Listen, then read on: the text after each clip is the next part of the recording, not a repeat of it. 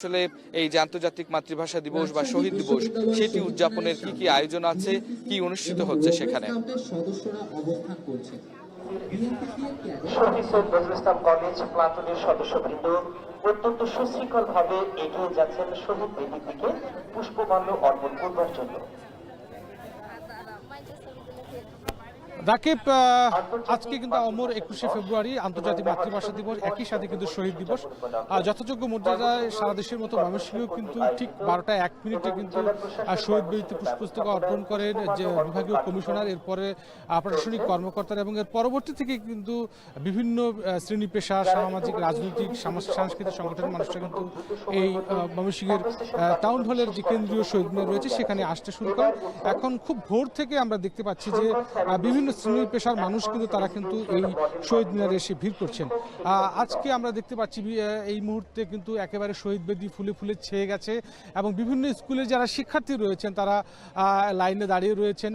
আমরা দেখতে পেরেছি এখানে একেবারে বিভিন্ন সরকারি দপ্তর তো রয়েছে, পাশাপাশি বিএনপি, বৈষম্য বিরোধী ছাত্র আন্দোলন থেকে শুরু করে বিভিন্ন শ্রেণী পেশার মানুষ কিন্তু এখানে আসতে শুরু করেছে। এবং সেই সাথে আপনাকে একটু জানিয়ে রাখতে চাই, আসলে মূলত শোকে বিহব্বল ও গৌরবোদ্দীপ্ত অনন্য এই দিনের মানব ইতিহাসের দীর্ঘ পথ পরিক্রমায় প্রথমবার কিন্তু আসলে মানুষ মায়ের ভাষার অধিকার রক্ষায় বুকের রক্ত ঢেলে দিয়েছে রাজপথে। এবং আমাদের যারা অকুতোভয়ী যারা ছাত্র নেতা ছিলেন, রফিক সালাম, শফিক বরকত, এবং তাদের রক্তের বিনিময়ে কিন্তু আমরা আসলে বাংলা ভাষাকে পেয়েছি এবং মায়ের ভাষায় কথা বলতে পারছি।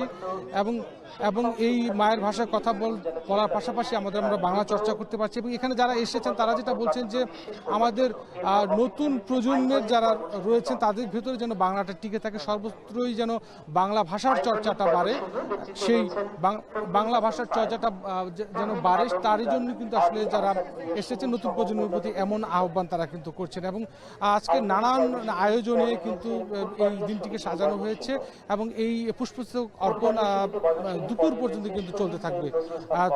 তো সেই জায়গা থেকে আমরা দেখতে পাচ্ছি যে আসলে এখানে আমরা দেখতে পাচ্ছি যে বিভিন্ন স্তরের মানুষ কিন্তু এখানে আসছেন, পুষ্পস্তবক অর্পণ করছেন এবং শ্রদ্ধা জানাচ্ছেন। এবং এক ঝাঁক তারুণ্যও কিন্তু আমরা দেখতে পাচ্ছি যে তরুণরাও কিন্তু এসেছে।